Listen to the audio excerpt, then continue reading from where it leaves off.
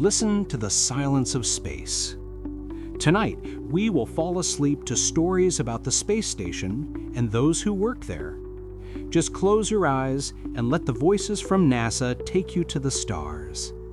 Houston, we have a podcast. Welcome to the official podcast of the NASA Johnson Space Center, Episode 9, International Space Station Number 2, Research. I'm Gary Jordan, and I'll be your host today. So, if you're new to the podcast, this is the one where we bring on experts, NASA scientists, engineers, astronauts, and they tell you everything you need to know, all the coolest parts about NASA. So today we're talking about space station science with Tara Rutley. She's the Associate Program Scientist for the space station here at the NASA Johnson Space Center in Houston, Texas. And we had a great discussion about what kinds of research we're doing aboard the orbiting complex right now, what we're learning and why it's important. So with no further delay, let's go light speed and jump right ahead to our talk with Dr. Tara Rutley. Enjoy.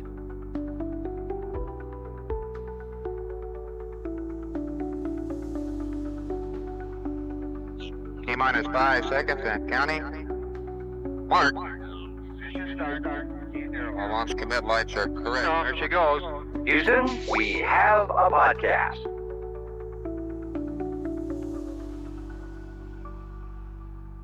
Well, thank you for coming on and taking the time to come on the podcast. I'm excited about this topic because, you think about the International Space Station, giant football field-sized spaceship, huge solar arrays, but you're like, that's cool, but what are they doing inside, right? So that's kind of what I wanted to talk about today, and you're the perfect person to do that as the Associate Program Scientist for the International Space Station program. So welcome.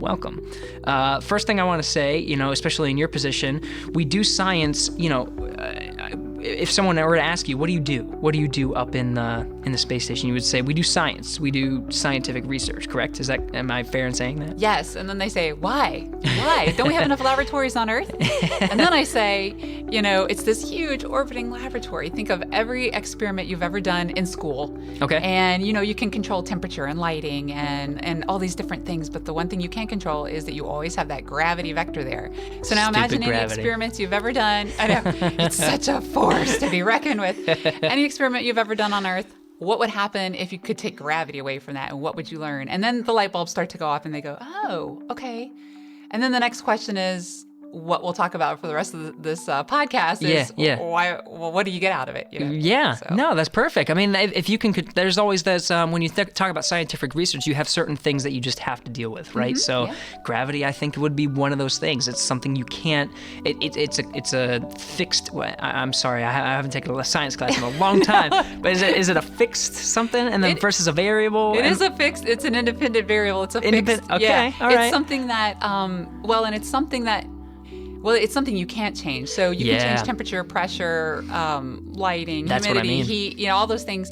But gravity is, 9.81 meters per second squared, bringing you back a little bit. All right, it's coming back. And this whole planet, everything on it, every living system, every physical system has evolved around that gravity vector. So it's what we're used to. It's what we can predict our theories around, and it's what that's how we know what's going to happen next.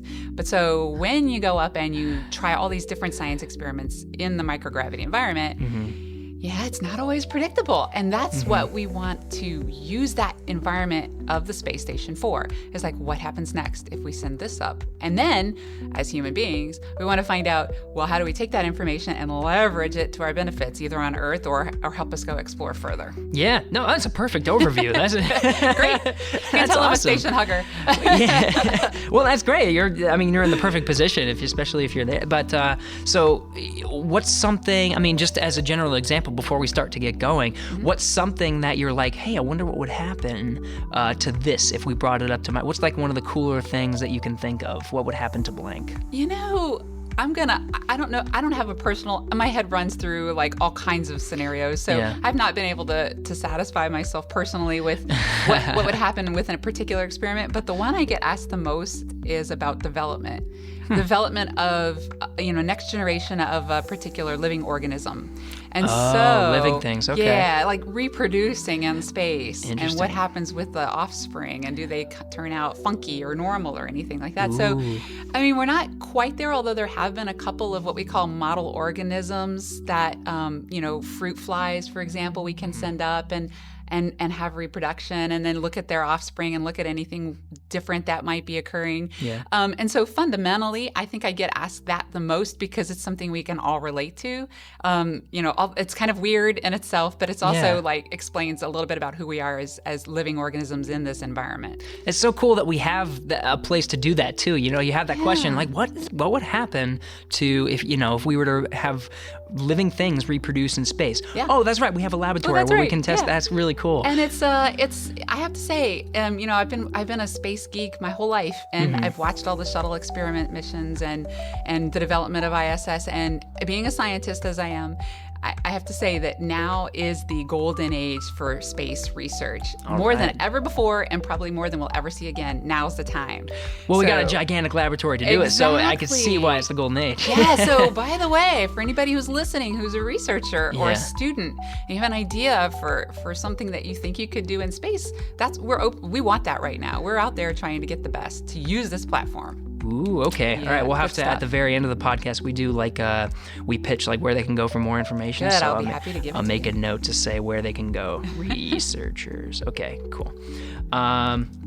So, one of the experiments that I always think about is, not necessarily experiments, but what would you want to send up to space that would look cool? And the pictures of water up there, they are just so cool. You think water splashing, maybe sticking to stuff, falling, waterfalls, I love that. but it doesn't fall. It forms into a ball, yeah, right? I love that. Yeah, so that's a great example. That's one of the most highly visible phenomena that always comes out of space station. And you're always seeing the astronauts play with it, mess around with it. But the really interesting thing about fluid behavior, or water behavior in space is that for decades we've been launching to space, but we've never had any software models, or models of fluid behavior that based on the microgravity environment, that we could build predictions on. So for example, if we want, fluid tends to hide, crawl up cracks and crevices in microgravity. On Earth, it's gonna sit in your glass. You can stare at it and know it's going nowhere. That's good. That's good. It's good. Yeah, that's how we work on Earth. But in space, that stuff gets everywhere. Right. And you could potentially lose important parts of it. It's a precious resource, fluid up in space, whether it's a propellant or it's water. Right. And so we have never created the most efficient propellant tanks, for example, based on the behavior of water or propellant in space. So we've had really one of my favorite experiments was a very elegant, simple handheld experiment developed by Mark Weislogal out at Portland State University, and he's a phenomenon with fluid behavior. And what we got from his experiments was a whole new set of open source code now, understanding how fluid behaves in space in different geometries of containers. So a square, triangle, honeycomb, whatever. He's got all those models. And now if you, as a researcher or anyone interested in building a propellant tank or a fluid tank for space, have a CAD model, you can go stick your design into that software program and see how fluid's going to behave in your system. And and so for the first time ever, we have these models that we can design more efficient propellant tanks, more efficient water handling systems. That's going to help us explore. But now also, because we are getting a better handle on fluid behavior in space, we're also able to apply it to groundwatering of our agriculture. The way that plants take up water in the soil, it's all the same. It's capillary flow, it's capillary action, the way that water moves through a medium to get to its source. Because we took gravity out, we could really focus on looking at capillary behavior.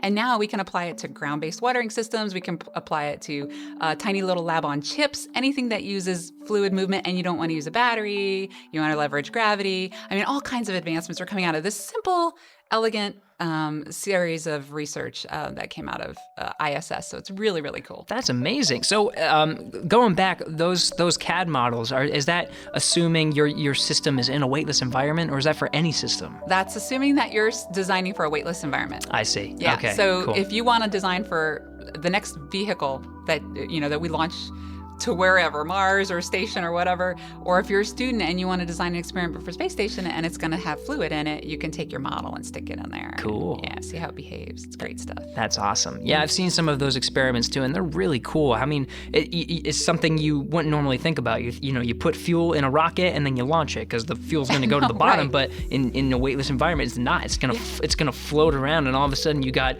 fuel coming out whenever it happens to smack that side. Yeah. But you got to figure out a path in the weightless environment to do that. Wicking, Yes. yeah, very cool.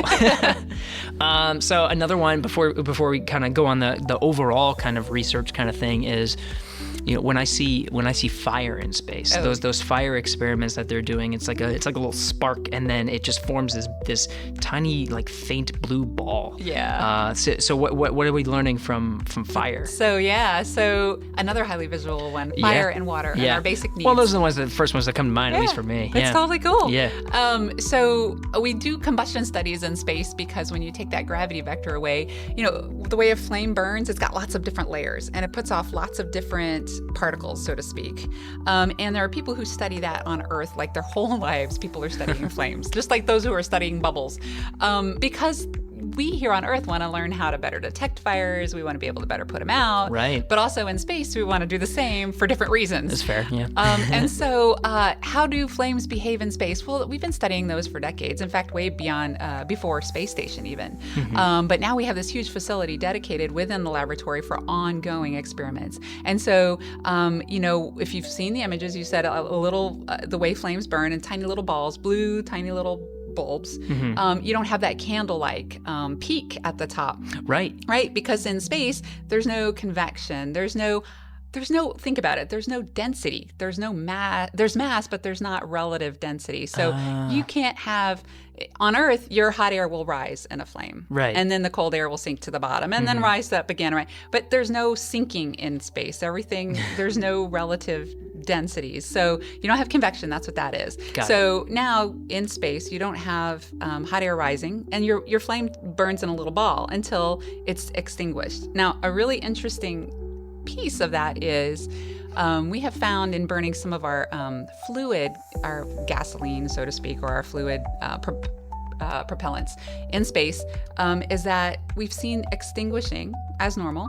And then in some cases, we've seen all of a sudden a reignition event. Whoa. So you think the fire's out, and then boom, it's back again. Yeah. And that kind of made our researchers scratch their head and opened up a brand new path of research on ISS that we weren't anticipating. But this kind of phenomenon, as they've determined, is called a cold flame.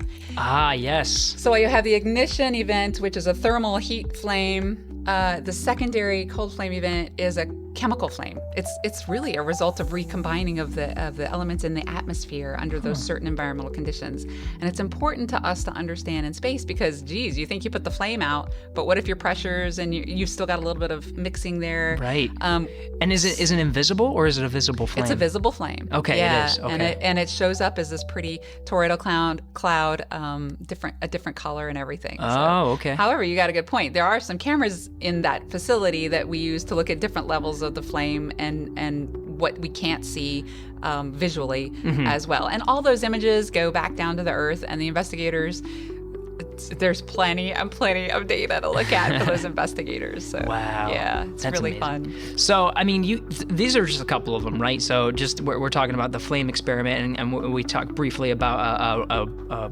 life reproducing sort of phenomenon, but there's a lot going on. At any given day, how many experiments are going on the space station? It's hard to say by day because some take longer than other, but we track them in a 6-month expedition period. Okay. And so there are at any one time over 6 months worth of about 250 different investigations that 6 crew members are doing on orbit. And they represent hundreds of scientists on the ground, by the way. That's amazing. Yeah, so that always gets me every time. Those numbers, 300 to 800 scientists on the ground every 6 months are getting their science represented by those 6 crew members. Wow. No pressure. Yeah, for real.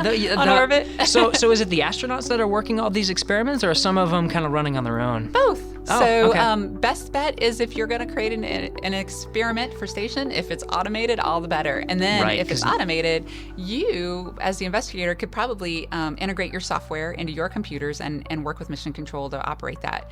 But Whoa. some of these things are so delicate, especially the living organisms, that they require crew time. And so we prioritize the science and make sure everybody's stuff gets done, and then we log it all, we capture it all, and then we turn out metrics to say, oh, this much got done. It's just good science, right? Yeah, it's just good science management too.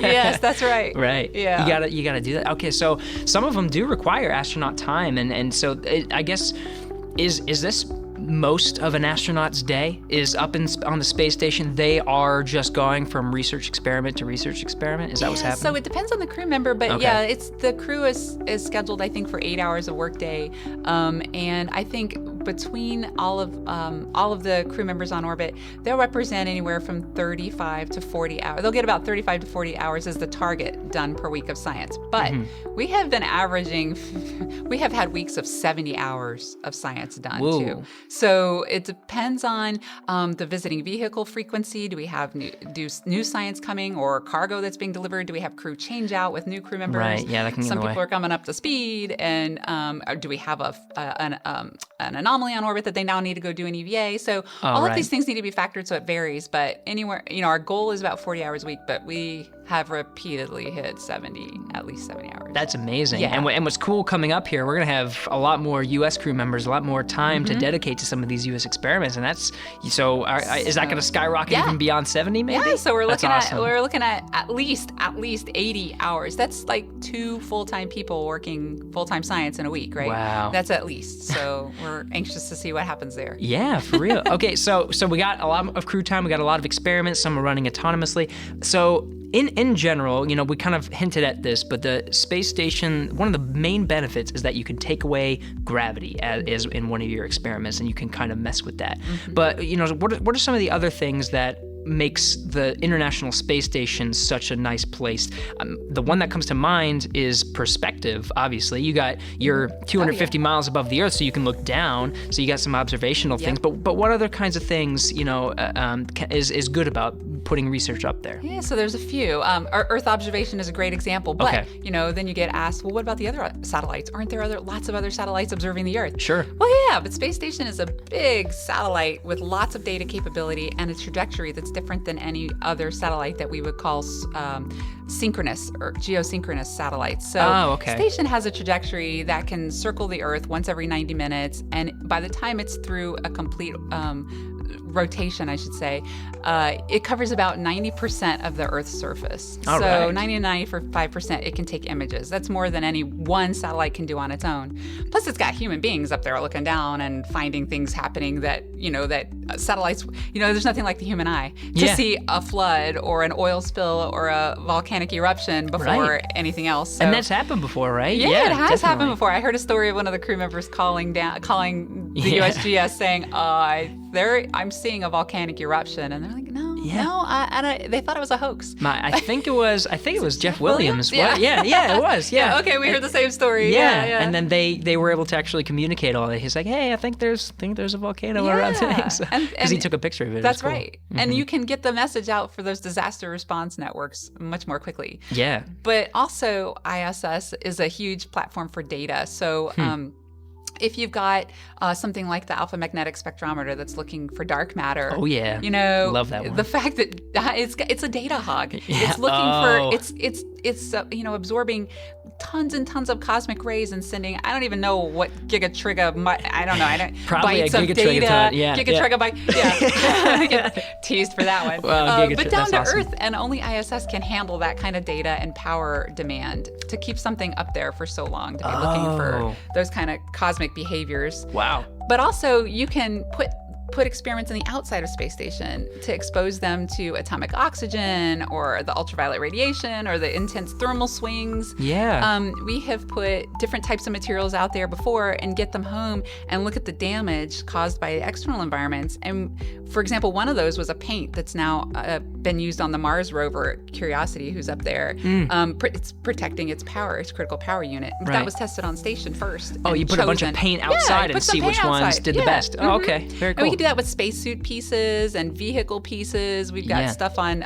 paint on the SpaceX launch vehicles that were tested on station. And we've actually flown microorganisms on the outside of space station too to see how they'll survive in little types of endospores, little, living organisms that go into hibernation and then bring them home and find out what space did to them, Whoa. So it's got that external platform unlike anything other.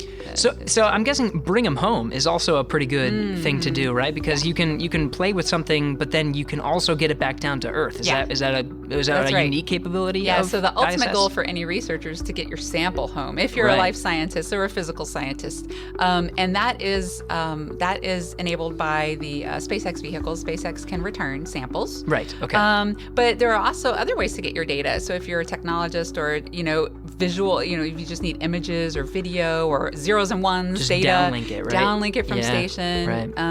And it's been those are ways to do it too. Now there was a technology experiment called Opals, which was tested on station. I believe it may have just wrapped up. They've met their objectives, but they're looking at using laser optical technology to send laser data down in the form of high-speed lasers to the Awesome. ground. Yeah. And they used a couple of different ISS investigations as a way to pipeline that data and test it out. So Sweet. high-speed data transfer via lasers, cool stuff.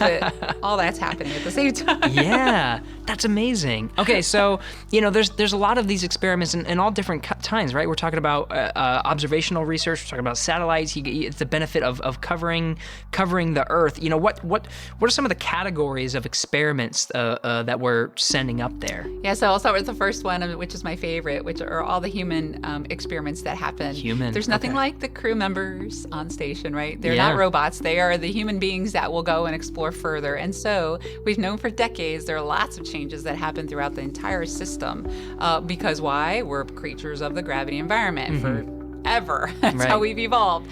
So any system in the human body that you could think of has to adapt to the spaceflight environment. There's an effect.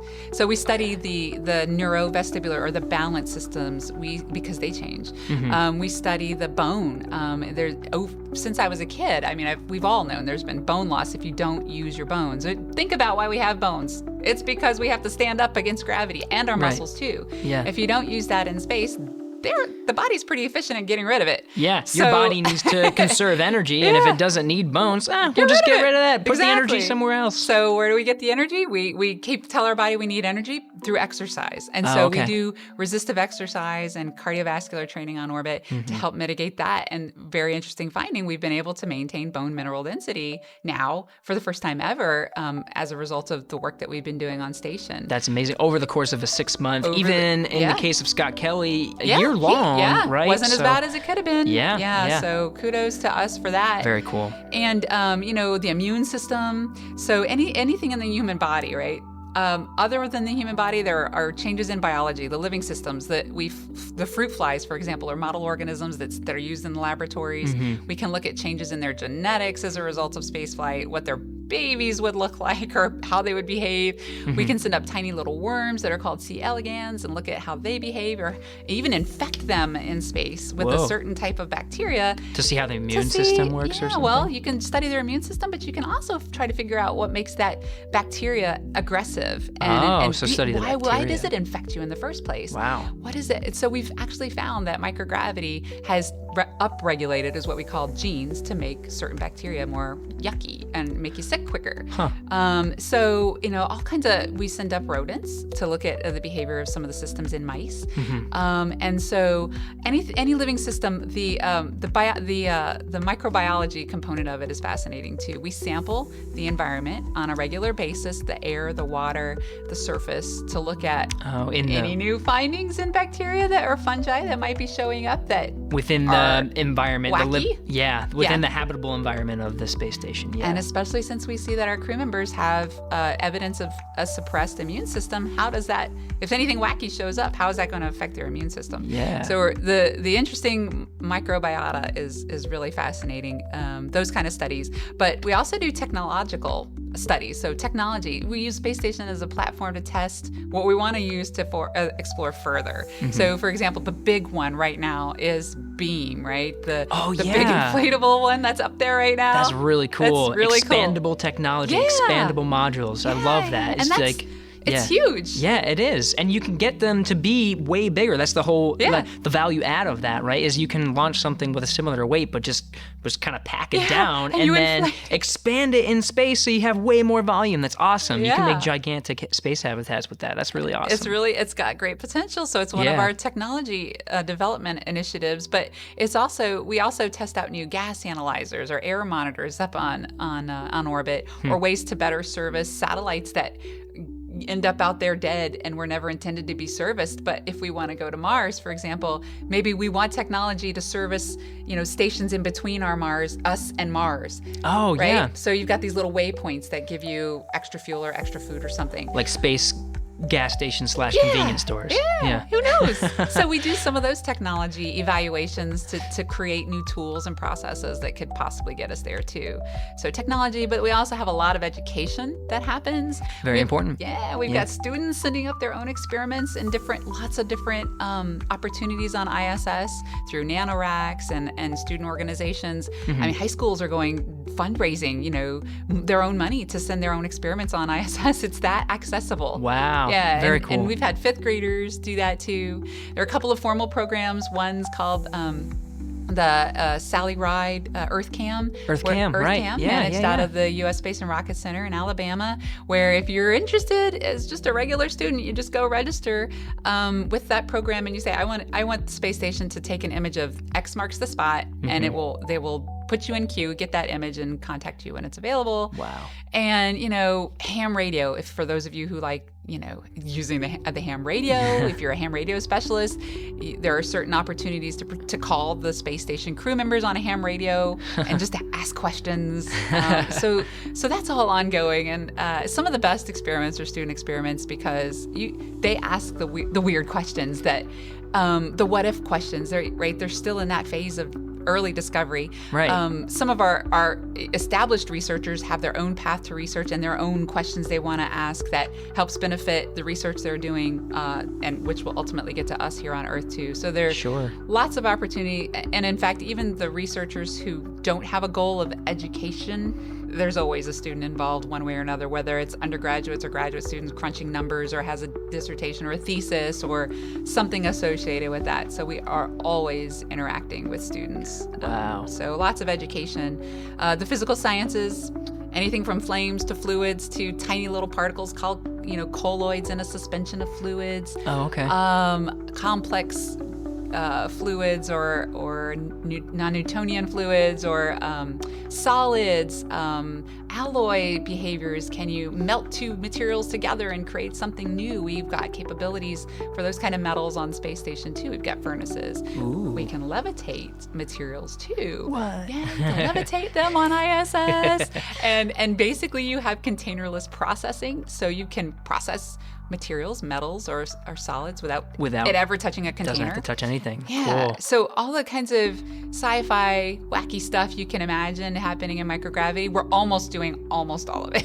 Yeah. We're doing a lot of cool stuff. But. Well, 250, I mean, it's got to come from somewhere, right? So you got from every different type of science. That's just, it's amazing. Well, other things that you can accomplish. And I'm excited to see what they're all going to do when all the 4 crew members are up there. And too. they're never bored. I'm telling you, those guys are never bored. And the interesting thing with the astronauts is too, they take personal ownership of getting this stuff implemented. Like, they're trained on the research. They know they're the proxy scientists for the guys on the ground, the guys and the gals on the ground. Yeah. And they are serious about getting it done. That's awesome. And then they take joy in the work they do too. And oftentimes we'll ask, can we do more of that? Can we do, more of this, more of that? So, very cool. Yeah, I think one of my favorites was when Kate Rubins did the DNA sequencing, right? Because she has the science background, and when she did, it was just cool. Yeah, and the interesting about Kate too, when she came back, she is sharing all the knowledge with those of us on the ground who can enable us to do even more of what she did. It's like, wow, why didn't we think of this well, we think we thought of this before, but Kate comes back and she's like,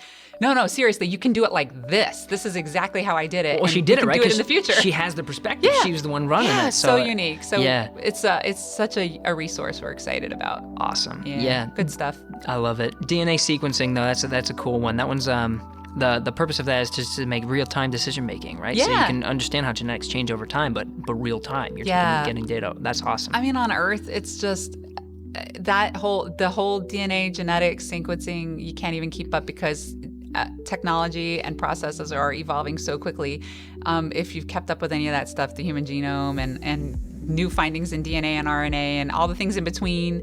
I mean, even since I've graduated, there's new stuff. Yeah. And that I don't even know. But so NASA now is on the cutting edge of keeping up with what's happening on Earth, or at least watching. ISS is watching and trying to figure out what's important for researchers and trying to bring that to the laboratory to invite those researchers to now do this in a microgravity environment. So there's interesting changes that can happen to your genetics throughout your lifetime that affect your genes inside of you as you live, and then you could pass on to your children. And they change naturally, or they change because of influences? It's called epigenetics because of influences. Oh, influences. External influences. Interesting. It's really interesting. Wow. Even the stress of an environment can change some of your genetic outcomes and pass on to your children. Oh, no way. Yeah. Okay, so I gotta learn to relax. Relax, dude. Yeah. If you've got a future with children, y'all need to relax. Try to chill. Yeah. But microgravity could be one of those. And what does that all mean? Well, I don't know. If you can do it real time in space on ISS, and you can look at data from DNA real time, well, you'll know what it looked like yesterday. Now you'll know what it looked like today. Those are all tools that researchers are interested in for lots of different reasons on Earth. But That's amazing. Also, what happens with our crew members is we stay up longer and longer. We want to go to Mars. What happens to our genes? Yeah, you got to know all that stuff. Yeah. I mean, there's a lot of different experiments going on, and like we talked about. But how is everyone getting them on the space station? I know there's an organization called CASIS, right? Yes. They kind of help with that. Yeah, they kind of help. Okay. They're the big help. They're the big help. Okay. Yeah, so certain parts of the United States assets on the space station are considered a national laboratory, a United States national laboratory. That's a designation that maybe 12 or 13 other laboratories in America are given, and that means they're special. There's something unique about them that nobody else can offer. But it also means that now we have one in space. And it's the National Laboratory on ISS, and its unique resources are everything I just explained. Right. But also now it opens up access to non-NASA users. So researchers from other government agencies, researchers from academia, researchers from commercial industry, students, you off the street who has a really great idea that's feasible. It's open to all of you to propose your research to get on the International Space Station. Now, the CASIS is the Center for the Advancement of Science in Space. That's Love acronyms. Yes, we have acronyms probably within an acronym. But it's an organization, right? Yes, they're an organization that manages the national laboratory component. Okay. So when you have a great idea, you go to www.iss-casis.org.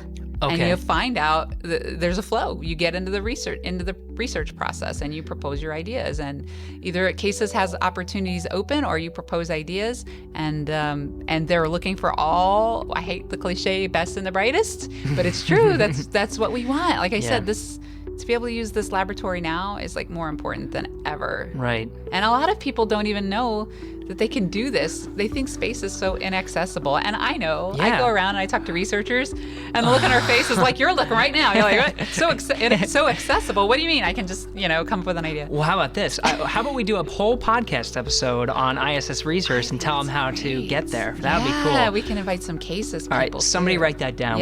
We got this. Action to us. We've got an action. Great.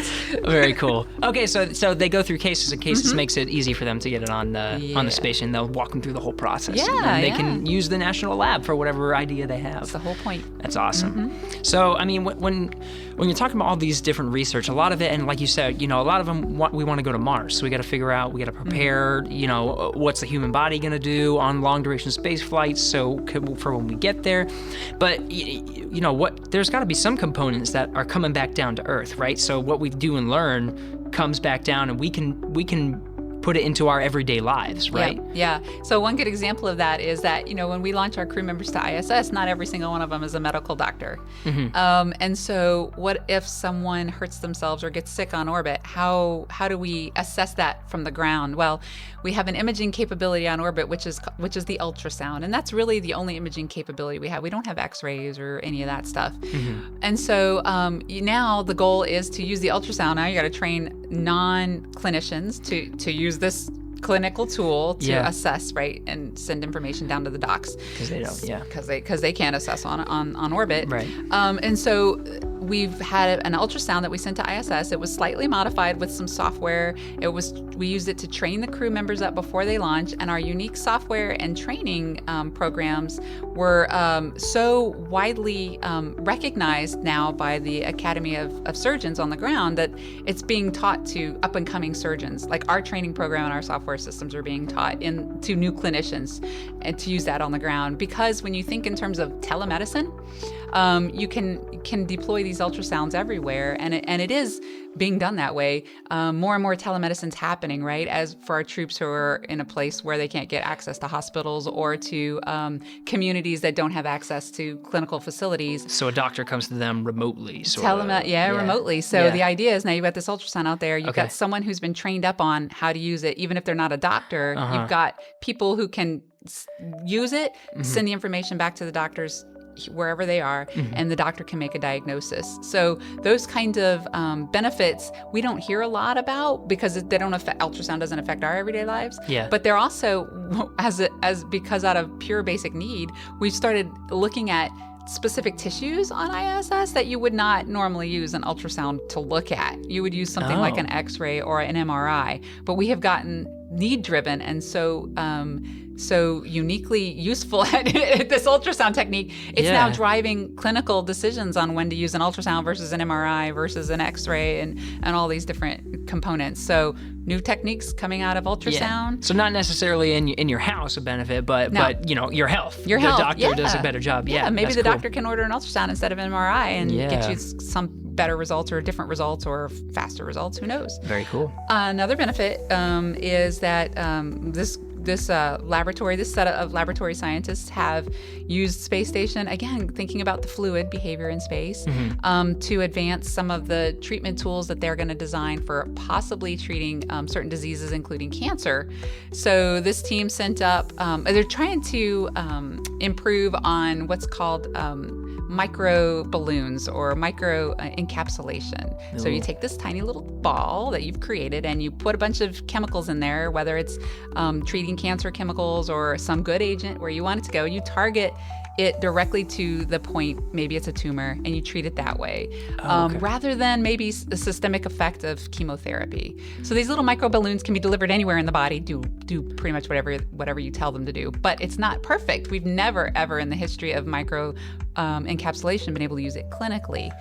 So this, because of different reasons, it's just not effective, it's not targeting right. This group sent a new machine to space station, tried to leverage the microgravity environment to create new microballoons based on different fluid behavior, and got a result that showed improvements in laboratory tumors. Now, this particular group is in the path of getting to FDA approval for use as a treatment of cancer, but we're not quite there yet, right? Okay. And so we're not saying station's going to cure cancer, but some of the techniques that have come out of space station are on the path to FDA approval, and we may see some of that coming out in the next several years or so. Wow, very important step. Yeah, and those kinds of things take time too. Right. So that's another thing to remember. We're still seeing results from Apollo come in, right? Oh, wow. And when you talk about really critical results and benefits to those on Earth, any laboratory could take a while, depending on whether you've got FDA approval or whether it's a quick turnaround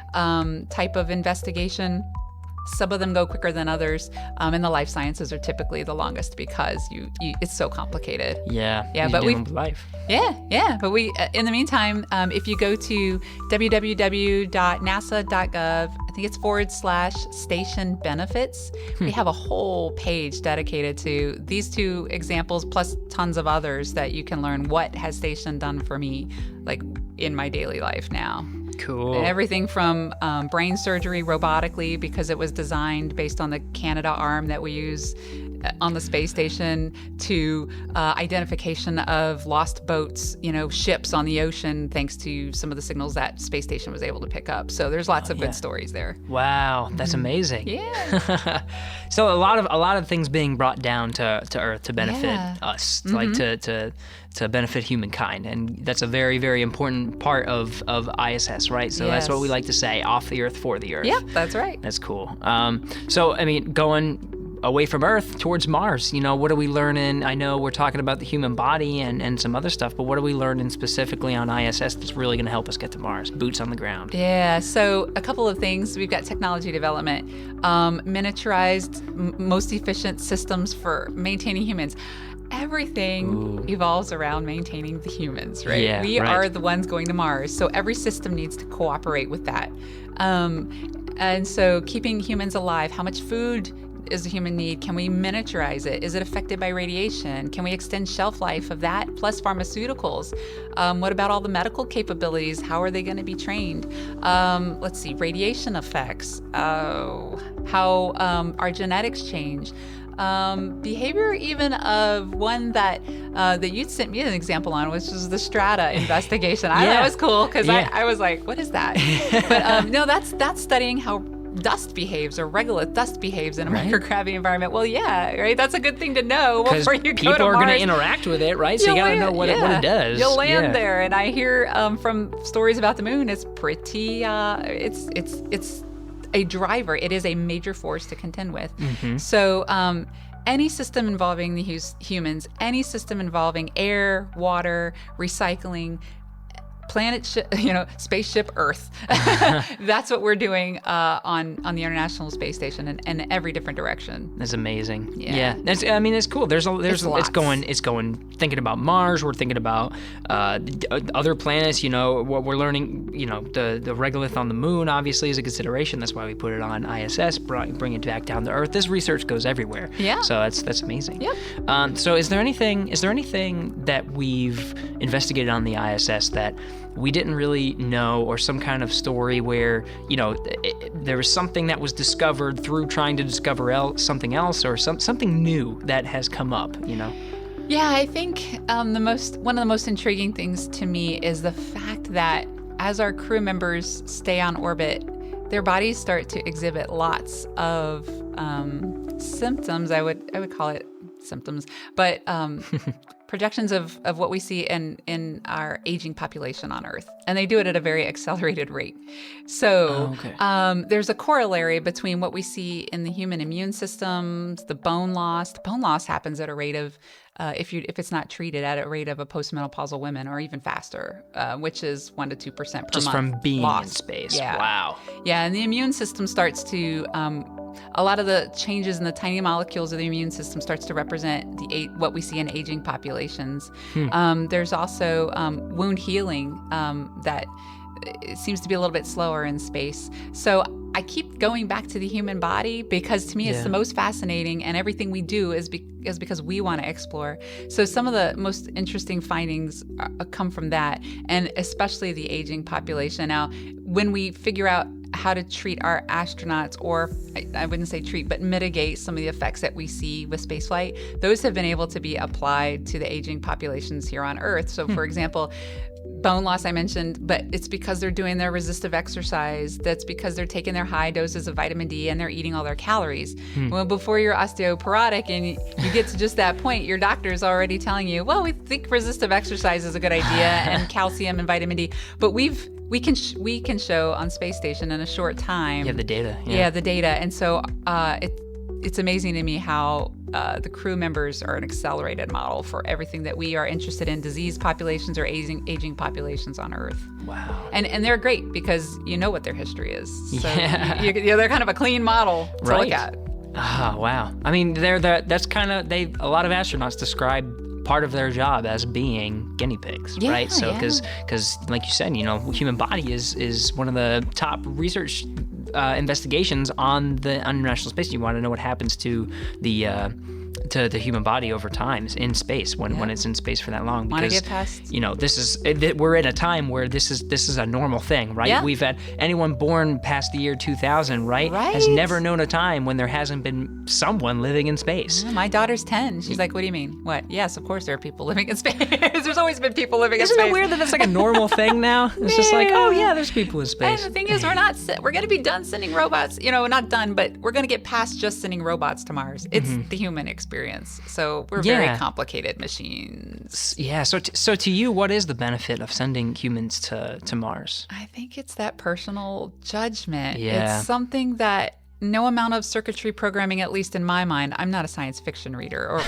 so maybe someone can correct me, but there's nothing like discernment from a human being, making a judgment call. That could be hard. It could be a little bit easier. It could be tricky. Yeah. Human in the loop is the cliche that I hate to use, but it's true. There's nothing like people.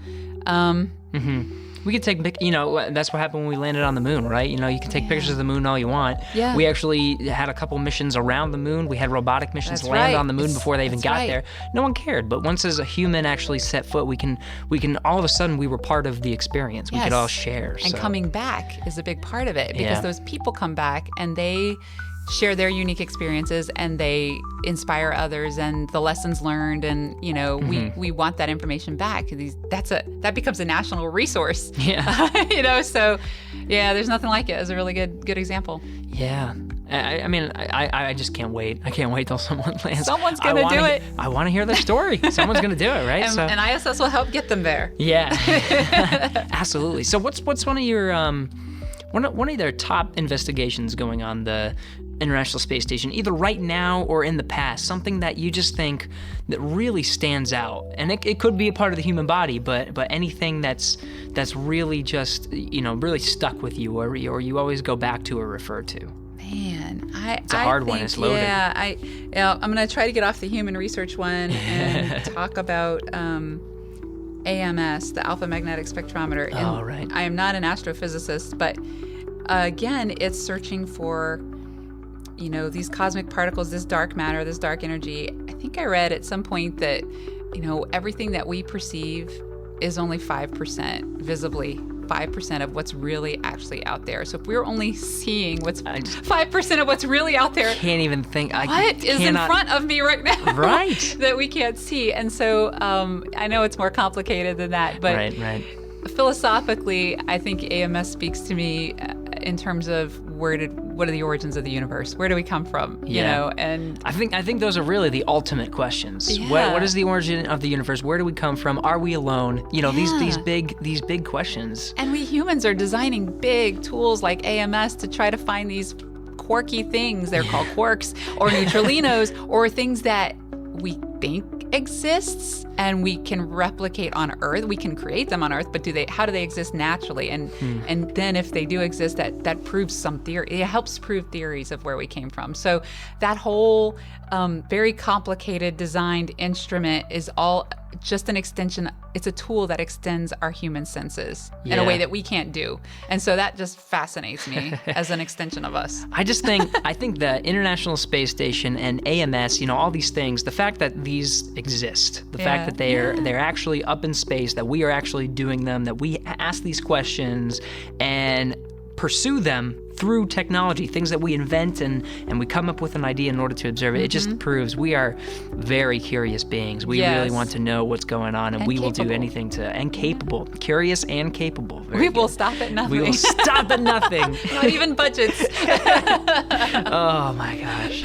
It's just a fascinating concept. I'm really lucky to be working where I am now. Yeah. I would have never dreamt up this career for myself. Quite honestly, it's everything I've ever loved. I get to do every day. Yeah. So I couldn't have created it. I'm just really fascinated. Fascinating place to work. Yeah, it really is. It really is. The things we have to think about all day are it's just, you think about space, you think about, what can we do? Where are we going to go next? How are we going to get there? How do we make the most out of what we have? Oh man, I wish we could do a 2-hour long episode, but Tara, I'm sorry. I think that's about all the time we have. So for the listeners, stay tuned till after the music here and learn about some of those sites. We're going to reiterate those sites that Tara was talking about, so you can go visit them, especially if you're a researcher listening to this podcast and want to know where to submit your research and actually take it to space, go to the International Space Station. It's very, very cool. And learn some of those benefits. Some of the ones we kind of skimmed over them because we really do have a short amount of time. But if you really want to learn about them, just stay after. Yeah, for sure. So Tara, thanks again so much for coming on the show. I feel like we have a good grasp of, we have a place I to wouldn't start. say a good grasp, but at least a good place to start. An overarching knowledge of all the research going on aboard the space station. But it is very continuous, and thank you for coming on I hope I've today. inspired a couple of you out there. So You inspired me, great. so I think it was worth it at least at that. So thanks you. again. Sure.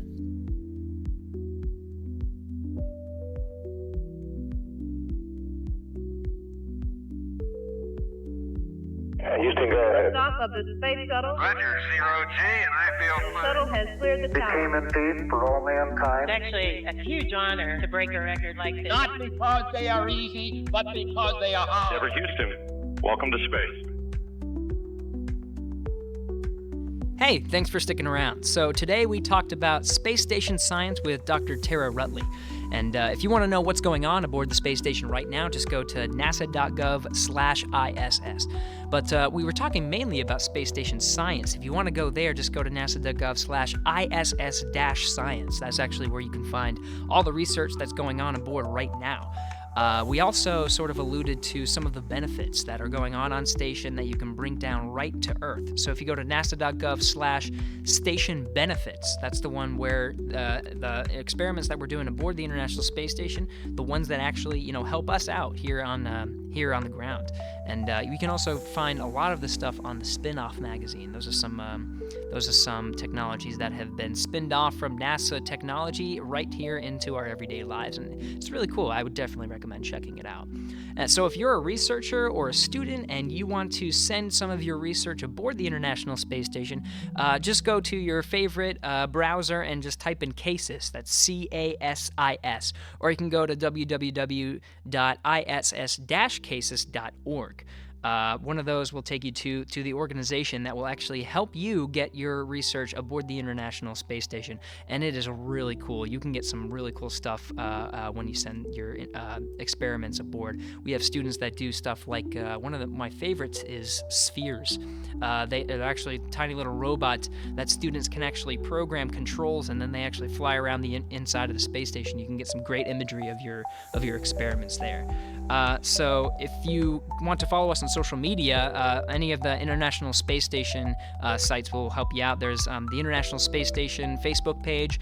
On Twitter, it's @space_station, and Instagram is @ISS. But we also have research accounts too. Just type in ISS Research. I'm pretty sure they're verified on all of those different platforms, Facebook, Twitter, and Instagram.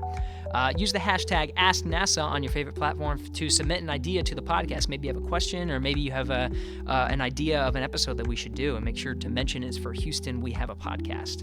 So this podcast was recorded on June 21st. Thanks to Alex Perryman, John Stoll, Greg Wiseman, and Dan Hewitt for helping to set up. And of course, thanks to Dr. Tara Rutley for coming on the show today. We'll see you next week. Houston, we have a podcast. Welcome to the official podcast of the NASA Johnson Space Center, Episode 10, Average Joe Educator, Astronaut. I'm Gary Jordan, and I'll be your host today. So if you're new to the show, this is where we bring in the experts, NASA scientists, engineers, astronauts, pretty much all the folks that have the coolest information, the stuff you really want to know, right on the show. I'll tell you more about everything NASA. So today, we're talking with Joe Acaba. He's a U.S. astronaut, and he just launched to the International Space Station a few days ago on September 12, 2017, for his second long-duration mission aboard the orbiting complex. We talked about his time in the Marine Corps and Peace Corps, his previous missions to space, and his background as a high school and middle school educator, and a little bit about how he views the importance of being an educator in space. So with no further delay, let's go light speed and jump right ahead to our talk with Mr. Joe Acaba. Enjoy.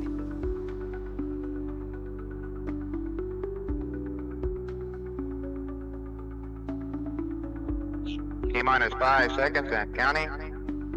Mark. All launch commit lights are correct. There she goes.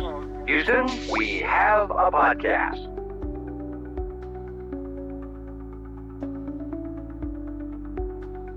Okay, well, thanks for coming on the show today, Joe. I know you're very busy, especially coming so close to your launch date. And like we just talked about before, you have an accelerated training program. You're not doing the 2-year thing. You're doing 6 months. So you're kind of got a pretty jam-packed schedule, huh? I'm glad to be here. I'm glad we found the time. And it is, it's a little bit unique where usually our training flow is, depending on your experience, 18 months to 2 years. And I got a whole 6 months. So it's time is busy, but it's going really well. Very cool. All right, well, how do you feel about now going on your second long-duration mission? You went on your first one back in 2012, so this is kind of pretty close, right? 2012, 2017, so not bad. I can't complain. 5 years in between missions is pretty good. I know it might seem like a long time for a lot of people, but I'm pretty fortunate. And I'm excited to get back up there.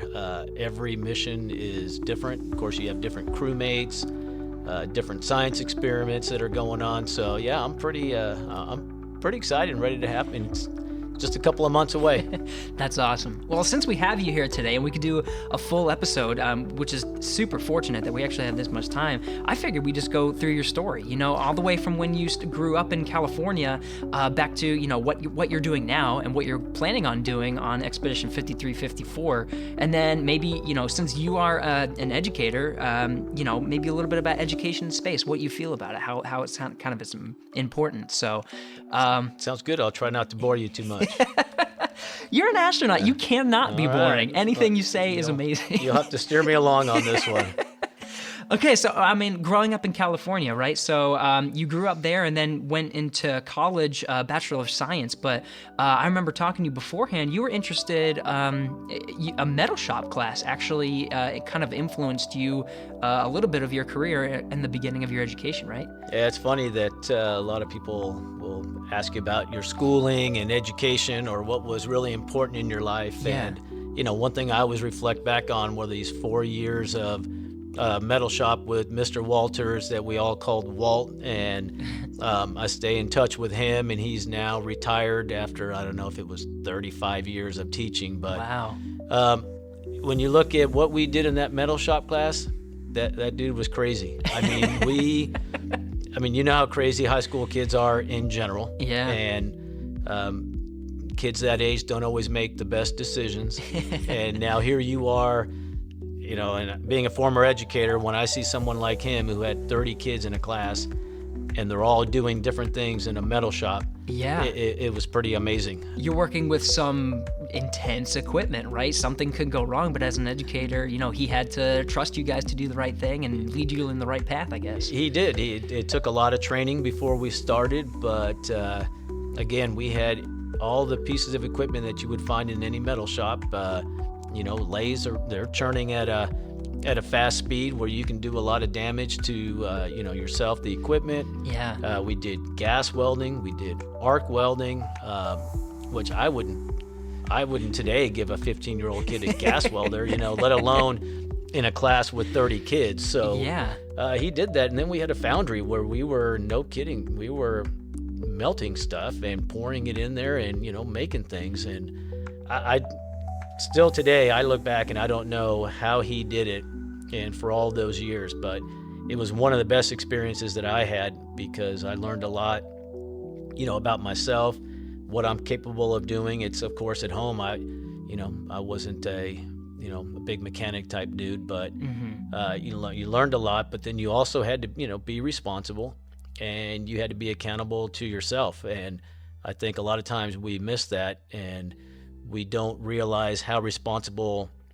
kids can be because we don't give them that responsibility. And he gave it to us, and we had to run with it. And I'm glad to still be alive after that class. Yeah, a lot of tangible lessons coming from that class for sure too. You're talking, responsibility. I wouldn't think about that, but it makes total sense. You're working with heavy equipment. You got to make sure you have the responsibility in yourself to do the right thing. Yeah, he can't watch 30 kids at one time, and so. I think what he did and what I took as an educator is, you kind of start with small steps. You got to guide the student, but at some point you got to let him go and hopefully use the information that you gave him. And was one of the best teachers ever at doing that and what he allowed us to do. Yeah, sounds like it's a lot about trust too. It seems like it's a valuable one. Yeah, and maybe being crazy. I think he was a little crazy. No, but we all loved him. A lot of trust, a little crazy. Yeah, but and he was one of the more strict teachers that I had, but it was in a way that you knew it was for your own benefit. Even back then, you understood why he was doing what he did. Yeah. But yeah, I learned a lot, of course, while I was in that class. But then as an educator, often I would look back at how he was and tried to imitate him as much as I could. So yeah, owed him a lot. So I mean, was it his style of teaching? Was it him as a teacher that made you really like the metal shop class, like you said, or was it the material? Maybe a combination of both. It was probably a combination of both, but Okay. I could see where if it was a different teacher that didn't allow you to work the way we did, I Yeah. might not have enjoyed it. Where There I you could go. see, a teacher that said, okay, you're only gonna do this, and I'm gonna watch you do things every step of the way. It might not have been as enjoyable. Where he gave us a lot of freedom, and I think that was pretty appealing. At that age to have that freedom and that responsibility that somebody has given to you. Right. So, I mean, from there, you went to University of California, Santa Barbara, and graduated with Bachelor of Science in Geology. How do you go from metal shop to a science bachelor's? Well, I think the geology thing came from, how we grew up. One thing that every summer we would go camping. That was just kind of our thing, maybe because, Love the outdoors, yeah. it was pretty free to do that. So, I'm sure my parents enjoyed that where, we weren't hopping on a plane going to Europe. So that was Right. not something we could do. But going camping was relatively inexpensive, but it was always fun to get outdoors and always enjoyed that. And growing up, of course, just, being out in the natural environment. So you go to college and you think about all the different things you could do. Geology just sounded like, hey, this is cool. I get to study stuff that's outside, and Yeah. now I can look at, hey, why does the mountain look like that? Why is the river here? And so geology has just seemed like the perfect match for me. That's awesome. In school, what kinds of assignments did you have in college? What kind of assignments did you have that really kind of stick with you? Again, I think some of the best classes when we were, outside with doing field mapping and things like Yeah. that, where, it's not always the most fun having to identify 100 different minerals or rocks and go, okay, this is your final exam. And it was kind of cool that you could do that. And it was fun being able to look in the microscope and be able to identify different minerals. But for me personally, and it was just being outside and, kind of walking around and looking at what's out there, looking inside the rocks, what might you find inside the rocks. And, being a geologist, it's such a wide field that there are some folks that, like to focus in on the small, and I just enjoyed more of the big and being outside. So after that, you went for a master's in geology, correct? So you wanted to continue your education. What made you want to do that? Well, it seems like I wanted to continue. Like I tell people, I didn't want to continue after high school. My dad kind of forced me into going to college, where I just, again, being in metal shop, I was happy working with my hands, and Yeah, you wanted to do the tech stuff. I wanted to go tech, and Yeah. I thought that I had the best plan. I'm going to go do solar panels, and I'm going to go straight to a tech school, and my dad wasn't having that at the time. And so after a few arguments, he beat me down enough, not physically, but he won that battle, and he convinced me to do 1 year of college and said, hey, just try it out, and if you hate it, that's cool, at least, you tried it. And so I really appreciate that push that he gave me, because otherwise I may not have done that. And then after I finished my degree, I thought about joining the U.S. Peace Corps. But again, I keep going back to education, not because I was an educator, but just because of the value of it. Right. One of my instructors, he told me about a grant that was out there to get my master's degree. Oh. And I was kind of tired of being in school. You've pretty much been in school your whole life, and so Yeah. you're ready to do something different. But he told me about this that was out there, so I ended up getting my master's at the University of Arizona. So it was through that grant then? It was through that, Okay. that helped pay for it. Yeah. And again, it took an educator to kind of push me in that direction. So, he may not know, I've talked to him a few times, but he may not know the impact that had in, going to get your master's degree was, of course you learn a lot, but it's those little things that help you get where you are today. Yeah. So did that help you? What the next step was that you went into the Marine Corps? Was that the next step? Well, I did the Marine Corps while I was in my doing my undergraduate studies. Oh, I see. Okay. So I had some buddies of mine, and we were hanging out, and we thought, hey, this would be a cool idea. Let's join the Marine Corps. And none of us backed out, and so we. All right. So it's a good group of friends then. Yeah. So we ended up. I actually went to boot camp with a couple of friends of mine, which was it was pretty cool. And of course, we're still great friends. Good. And so I've done quite a few things in my life that my parents don't approve of, and of course, joining the Marine Corps was not one of their favorite choices that I made.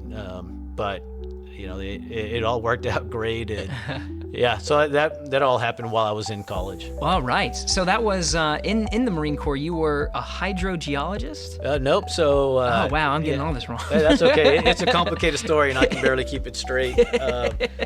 So when I did the Marine Corps Reserve, we were working in communication, a field wireman, doing that type of work, and it just happened that the 6 years as a Marine Corps Reserve ended when I finished up with my master's degree.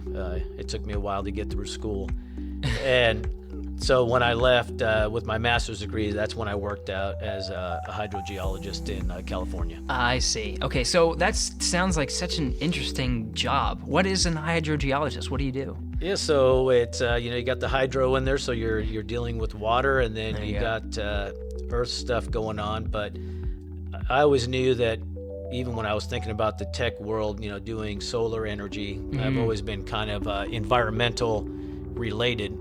Okay. And so ended up working with an environmental consulting firm. So when you're a hydrogeologist, a lot of times you're looking at, how does groundwater flow?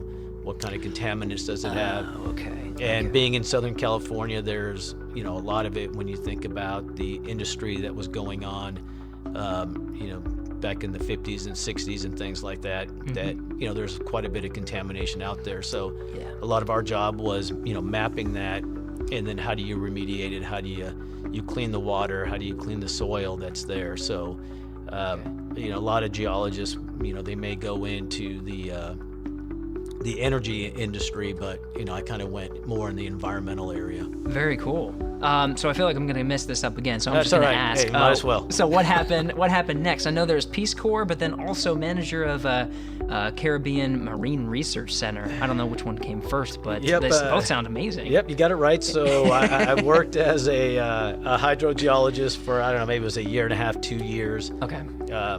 And I was looking at the Peace Corps when I was doing my undergraduate work, and I had applied for the Peace Corps before, Mr. Sylvester directed me over to getting my master's degree. And so I kind of put the Peace Corps on hold, but it was always something I still wanted to do. I don't know, I just wanted to do this public service and thought it was an important agency. So after working for a while, it just seemed like a good time to pursue that, and so just quit the job and became a volunteer. Wow. Yeah. Bold move. Again, disappointing the parents every step of the way. It was not what they wanted to hear, that I was going to become a volunteer. Yeah. So what was it about the Peace Corps that really drove you, and then what did you do when you were in there? Maybe it was, recruiters coming out and talking about the work that the Peace Corps does. It's a pretty unique agency that President Kennedy started, and it kind of has a few different goals, but it's to go out to third world countries and help them with the needs that they identify. So it's not, us going there and saying, hey, you got to fix this, but them identifying projects and requesting volunteers to go there to work on those. But it's also a great opportunity for the U.S. to send, these young people out there, not that all are young, but, as representatives of the U.S. So every Peace Corps volunteer is like a an ambassador that's out there representing our country. So that's that seemed pretty appealing. And then of course when you come back sharing that story, and I worked as in environmental education. Okay. So the environmental part, I'd kind of established with what I was doing, and education to me was, in terms of being an educator, was new, but it also sounded appealing. And I think after doing that, it kind of led me to being an educator. So Okay, so it was. It sounded like it's a little bit of the Peace Corps, but then also you keep referring to your experiences with Walt and Mr. Sylvester, these key people in your life that kind of inspired you. And I guess, in a sense, would you say it's kind of, you wanted to kind of emulate that? You wanted to be that person, maybe? I guess, now that you say that, but, it wasn't like I don't wanna put words in your mouth. But, of course, and I think it's the way with, most students and most people is, Sure. You don't realize, what is going on at the time. It's, I never would have thought while I was in metal shop going, man, this is changing my life. This is, really cool. Or, hey, thanks, Dr. Sylvester, for, sending me to get my master's.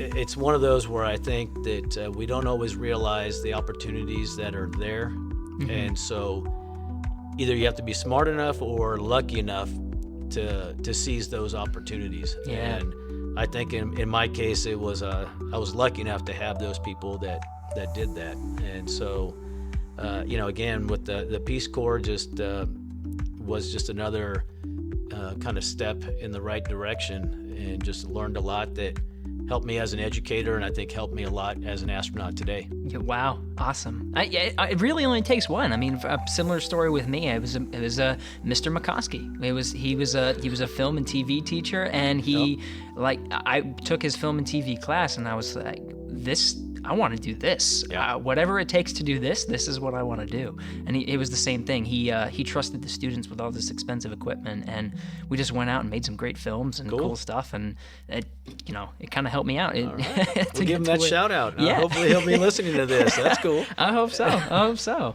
So, you said that's what led you to be an educator, and you started as a high school educator, right? Yep. Is that correct? Yep. Okay. I did 1 year as a 9th and 10th grade integrated science teacher. Okay. And then ended up moving to the middle school, and that's a whole, we could probably spend a couple hours talking about middle school education. But it, to me, and I think, every teacher is different, and teachers feel comfortable with different age groups, and I didn't think I was going to enjoy the middle school as much as I did. It's a crazy time, for parents that have middle school age kids. They know what they're, there's a lot going through at that age. There's a lot going on with those kids. And, a lot of kids at that age, they don't know, as they shouldn't, what they want to do in life. But some of the decisions you make, early on can really dictate that initial path that you might take. And so I feel like there's a lot of room during those ages to motivate kids to enjoy school. And of course, I like the sciences and math, so trying to make that fun and exciting so they don't leave middle school going, I hate math, or those kids that say, oh, I'm terrible at math. Well, it's probably because you haven't had somebody that taught it in a way that you could understand. And so I tell people, hey, it's not always you, and it's just, it could be the teacher just didn't quite get it right for you, and we're all different. And so it's just finding that way to motivate a student.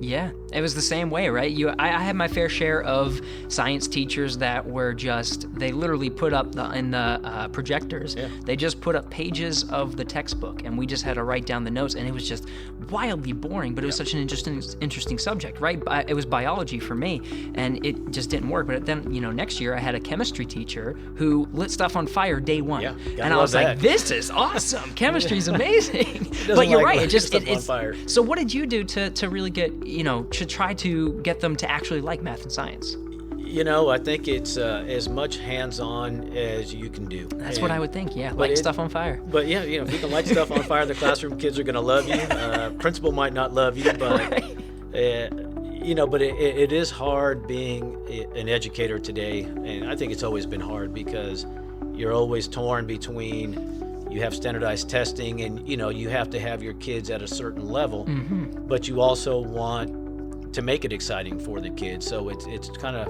finding that balance and trying to make it as exciting as you can.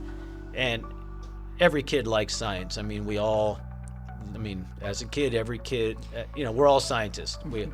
Curious in a way. You're curious, you like playing with bugs, you want to be outside, whatever. Science is just, it's cool. And it is. But over the years, I think as you go through school, if everything you do in science is out of a book, it's no longer fun. And then, somehow we lose this kind of love for science. And so as much as you can do as an educator to keep it fun and to be that teacher that a kid will look back and go, that was a cool class. I learned a lot, but we had fun doing it. Yeah. I think that's the key. Those were always the moments that I go back to, with my science classes, from, physics, taking a slinky outside in the hallway and just shaking it around and seeing how waves work, Right. Instead of just describing waves or reading from a book, let's shake it and figure it out, It's those little moments that really, I think, they're fun. They're really cool. You're outside the classroom actually doing stuff. And it sounds like you're kind of the same way, especially with metal shop class, actually hands-on. You want to touch stuff. You want to do stuff. You got to do it. The books are great. They have their place, but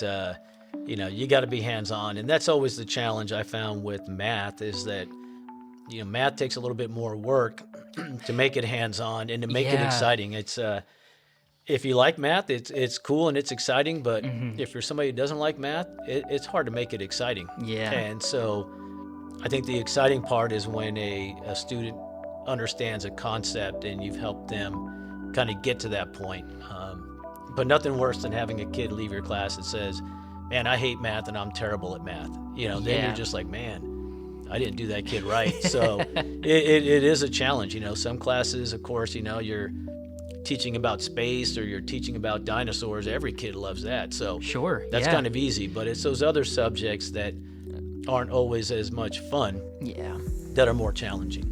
I guess sometimes it just comes down to just for natural skill in a way, right? So sometimes it just clicks, and sometimes it takes a little extra to click, and sometimes it never clicks. So that's always a bummer, though, But hopefully you can make it. I think everybody has the ability. It might take a little bit more work on the part of the teacher and the part of the student. Or some things are naturally easy, but if they're not, that's okay. But you can. I always tell people, you don't need to be the smartest dude out there, but you can always be the hardest working person out there. Nobody can stop you from working hard. And sometimes it just takes more work than you may want to put in at the time. That's true. Especially at that age. Especially at that age, for sure. So, you taught middle school and you said you enjoyed it. You taught it for 4 years. It was around this time where you applied to be an astronaut? Yep. Okay. So I was, teaching middle school and, loving every minute of it, and just really felt like education is where I wanted to be. And just love the job, love the kids, love the community. And one day a teacher came in and told me that she saw something about NASA wanting to hire some educators to become astronauts. I go, that sounds interesting. As a kid, the Apollo missions were kind of going on, and that was exciting, and I liked reading science fiction and all of that. So I think a lot of kids think of becoming an astronaut someday because it's it is cool. And, going to space is pretty awesome. And so you can say from experience. It is cool. And but a lot of times you think of astronauts and you go, well, there's a few people that get to do that, and it might have been my dream, but it just didn't work out. Sure.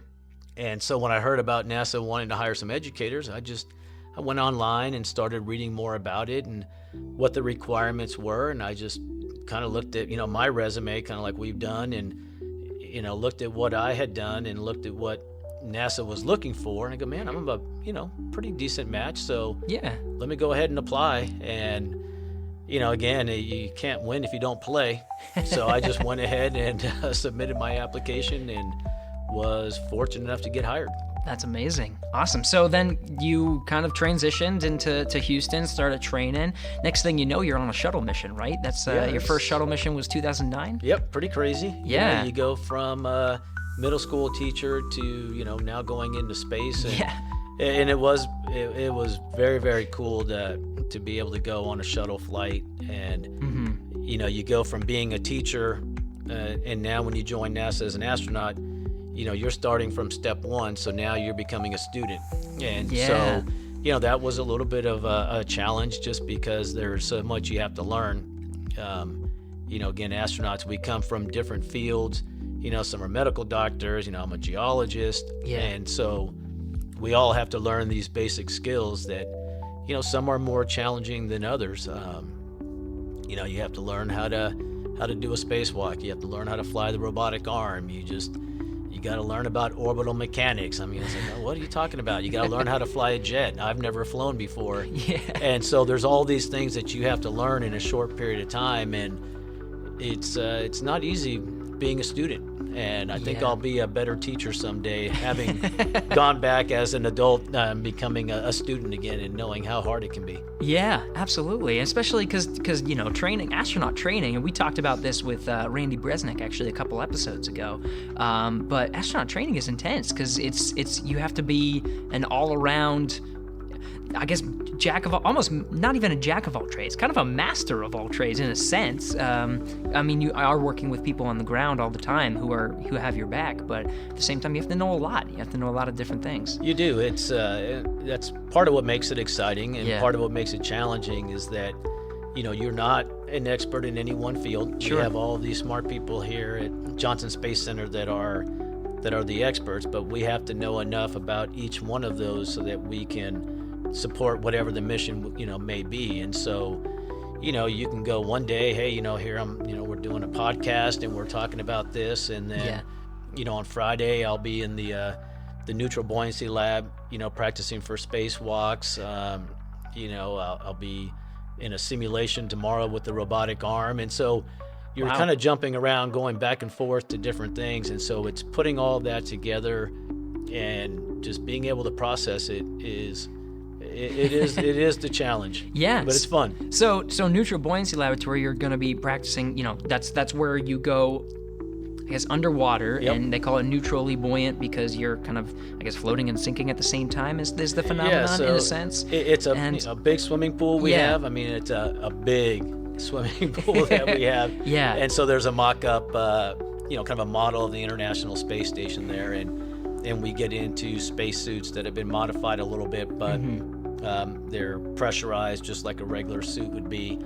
And we have these great divers that will get you in the water and kind of move weights and foam around to get you to where you are just floating in the water at the right spot. So Yeah, kind of like, I guess, suspended. yeah, kind of suspended in Okay. there, and that's the closest we can get to being in a microgravity environment. And when they do a good job and you're working, you can let go and you don't go up, you don't go down, you're just, right there like you would be in space. So that is another team effort when you look at what it takes to get us in that pool to practice for the spacewalks. But it is pretty cool. Yeah. So, I mean, you're going in there on Friday. I'm sure you've been in there plenty of times before, but also on your space shuttle mission back in 2009, you did 2 spacewalks. You got well over 12 hours of spacewalking time, almost 13. So how does that compare, neutral buoyancy laboratory spacewalking, to your actual experience? It's as good as we can get, and Yeah. it's really good. So Cool. on Friday coming up is actually my big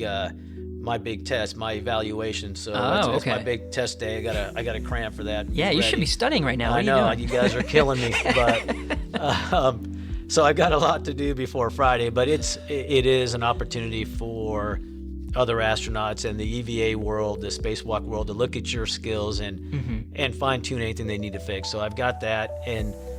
But when you look at being in the pool to being in space, it's really, really good. You Wow. know, in the pool, it might be a little bit more physically challenging because you do have, water that you're fighting against, where in space you don't have that. Okay, yeah. But in space, you're looking at Earth that's, a couple hundred miles below you. Right. And every movement that you make is critical. And so when you get done with the spacewalk, you're really mentally tired. So Yeah. I think you get out of the NBL and you are super tired. You're ready just to sit on the couch and relax. And after a spacewalk, it's kind of the same. So when you look at the two, it's a pretty good analogy to what you're going to feel like up in space. Wow. So what were those 2 spacewalks that you were doing on Discovery? What were you doing? Yeah, so on the first one, which I wasn't, I was the guy inside reading the procedures, putting the last set of solar panels up on the space station. Oh, I see. So 2 of my crewmates went out, and so I was able to walk them through that. And then the next couple that we had were just a bunch of odds and ends on the space station. And, one story I tell people about that, it's not always fun to relive it, but, on my first spacewalk, you're all pumped up. This is cool. I'm going to go out and do a spacewalk, and everything's going pretty good. And then I made, a mistake because I kind of got twisted around and did something not the way it was supposed to be. Okay. And, now you're bummed out. You're like, man, it's all this time, everybody's watching you. And, right. And then you screw this thing up. And and so, you come in and you're a little bit disappointed. The rest of the spacewalk went well, and we got done what we had to do. But sure, now the people on the ground had to try to figure out why something didn't work the way it was planned. And you're reflecting back going, man, I made this mistake. And so you kind of go from this like most, the greatest moment ever to, man, this kind of sucks, but it's a good, to me, again, you look at all the little points in your life, and it was, that it's another important point where you learn from failure. I had great crewmates, great leadership around me that allowed me to learn from that experience. And so, again, talking to students that, when you make a mistake, it's not always a bad thing. It's just, how do you rebound and how do you learn from it? Yeah, definitely. I have a couple instances myself I'm thinking about the top of my head where, it's just not going to go the way that you're planning. No. Actually, that was my senior project in high school, is what did you learn from this experience? I was like, things do not go the way you planned. I made like a whole storyboard. I had a schedule for scripting and making this film, and just nothing went according to plan. Unlike you, I had friends that constantly bailed on me. Yeah, so that's never fun. And, and you can always play it safe and try to minimize the mistakes, but, that's how you learn, and that's what makes it exciting. And and it's okay to mess things up a little bit, and you can reflect on it, but don't let it bring you down too much, because you're going to make a lot of mistakes in life, so you might as well learn how to do it early. Absolutely. So, I mean, when you were recruited as an astronaut, you said that NASA was looking for educators to go into space. So what was it that you did differently as an educator in space versus, I guess, others?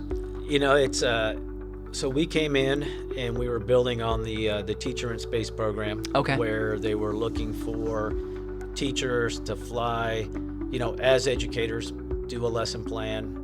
Krista McAuliffe went, and that's what she was going to do, and then come back and then go back into teaching, where when they hired us, they were looking at educators to become full-time astronauts. So, for the first time since they opened it up to scientists, early astronauts were all military pilots. Right, yeah. And then they opened it up to the sciences. So now, we have a wide range of scientists. And in 2004, they opened it up again to include educators, so that if you have a teaching background, it's no different than somebody who's got a background in chemistry or biology.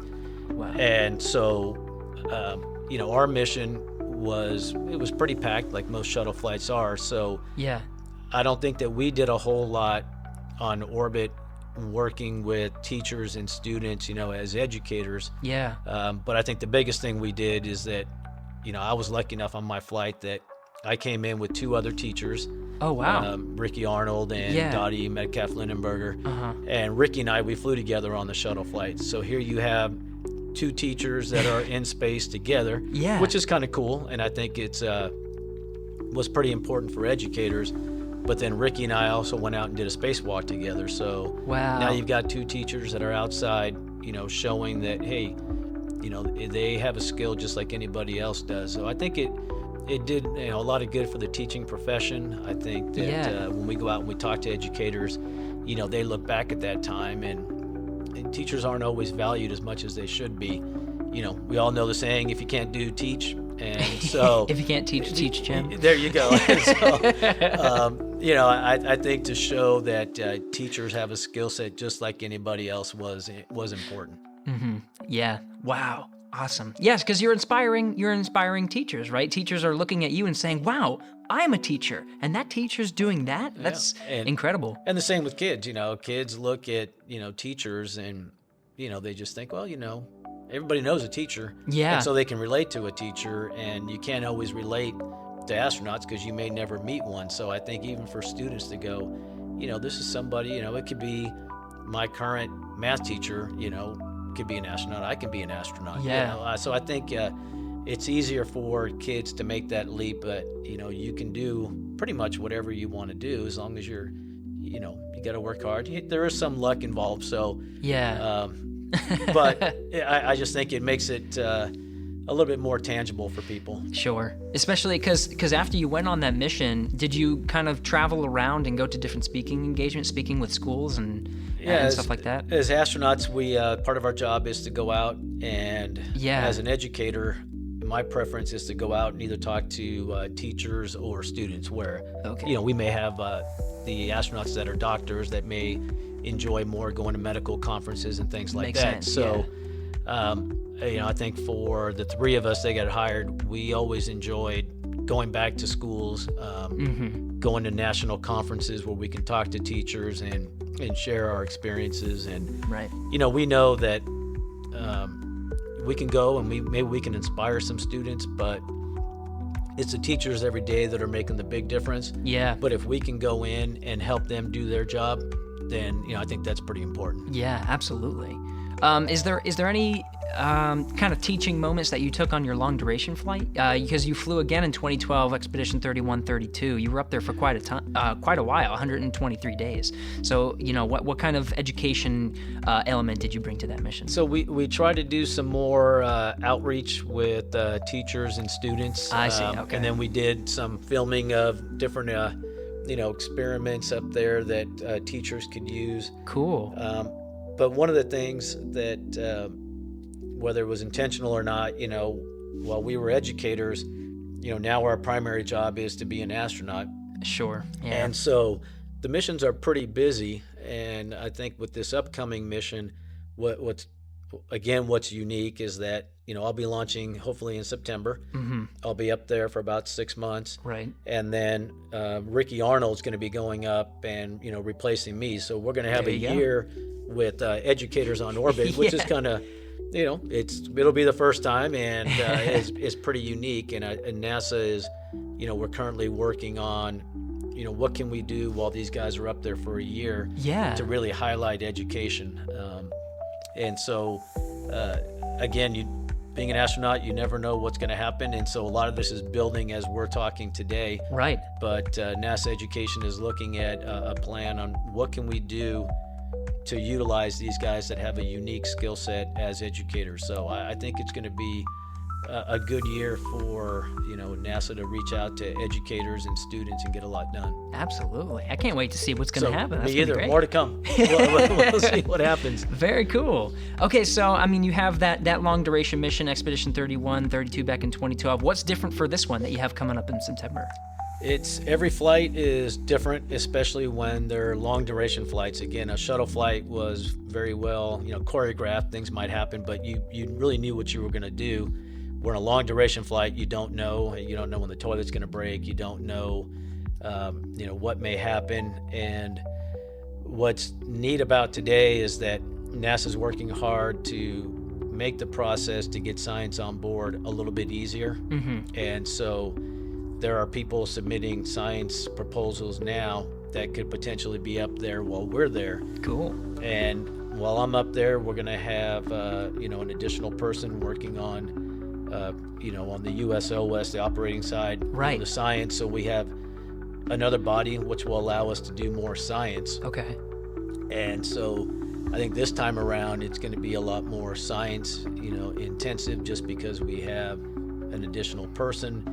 And we just have a wide variety of experiments that are going on, and it's fun because as an astronaut, our job is to facilitate the science that people want to get done up on the space station. And so it could be just like it is here. Every day is different. Up there, every single day is different. And wow, that's you never get bored up there, and every mission is definitely different. Wow.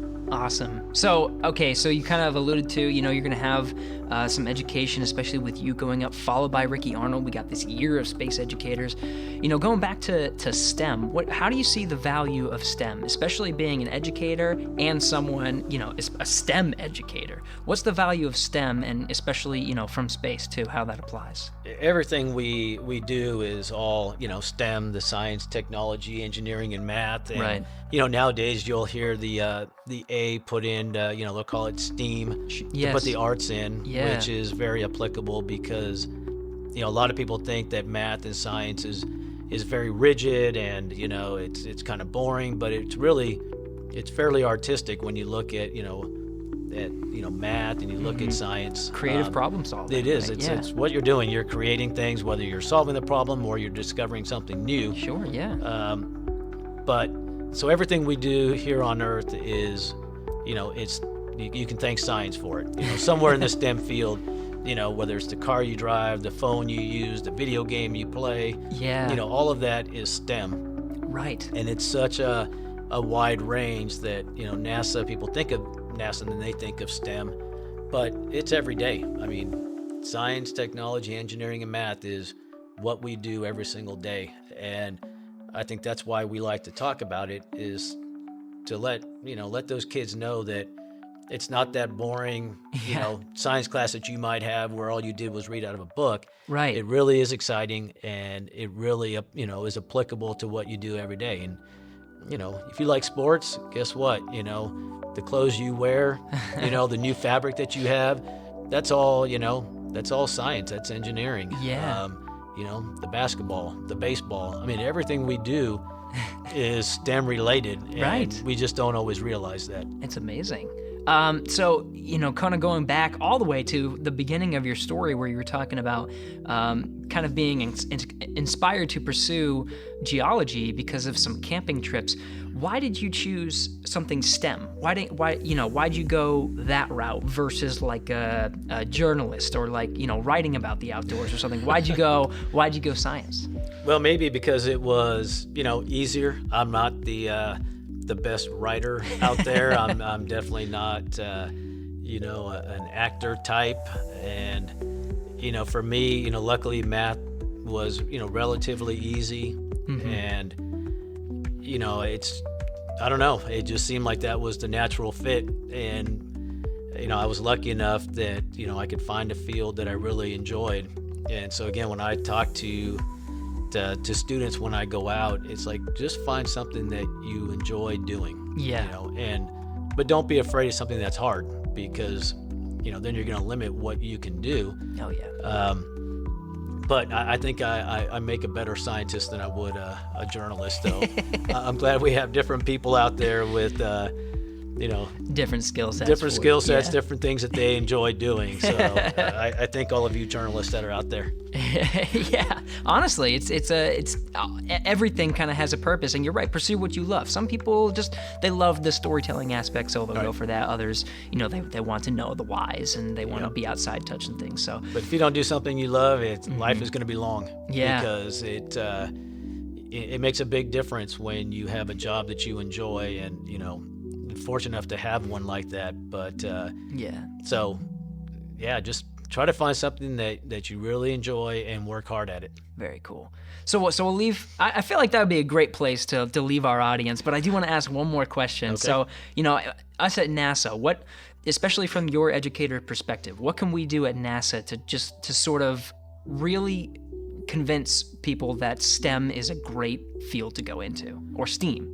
Yeah, I think if NASA can share what we do, you use the word convince. I don't think we need to convince anybody, because the work we do is important. I think our biggest challenge is telling people, what we do here. And, NASA is this, it's a big entity. We're doing a lot of cool things, but, we have journalists, we have the divers at the NBL, we have, engineers. So there's a lot going on there that, people can, if they want to join NASA to help, the cause that we have of exploring, helping life on Earth. But, our biggest challenge is sharing what we do every day, because it is cool.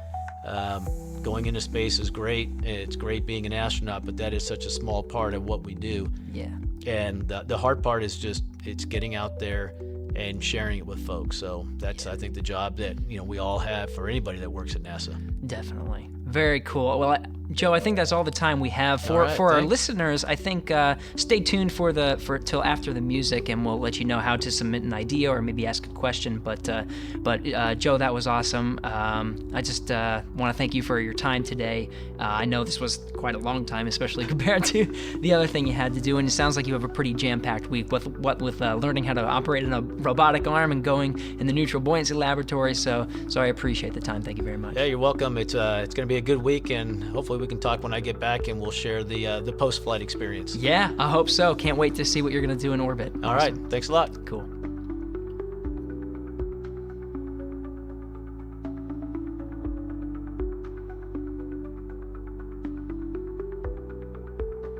Houston, go ahead. Stop of the space shuttle. Roger, 0G, and I feel fine. Shuttle has cleared the tower. Became a feat for all mankind. It's actually a huge honor to break a record like this. Not because they are easy, but because they are hard. Ever Houston, welcome to space.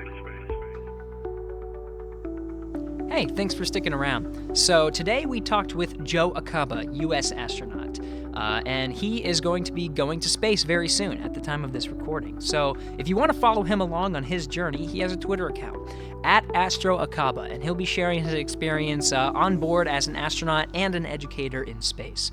We'll also be sharing his story on the International Space Station accounts and an account called NASA Astronauts. Just go to either one of those accounts on Facebook, Twitter, and Instagram. We're verified, so don't even worry about it. And we'll be sharing his experience, maybe some of the cool views that he shares, maybe some videos or some moments he shares with educators that he'll be talking to while on orbit. Just use the hashtag AskNASA or the hashtag HWAP, HWHAP, Houston, we have a podcast. Use any of those on your favorite platform, submit an idea for the show or maybe a question you have for Joe, and we'll make sure to address it on one of the later podcasts. This podcast was recorded on July 10th, 2017. Thanks to Alex Perryman, John Stoll, Pat Ryan, and John Streeter. And thanks again to Mr. Joe Acaba for coming on the show. We'll see you next week.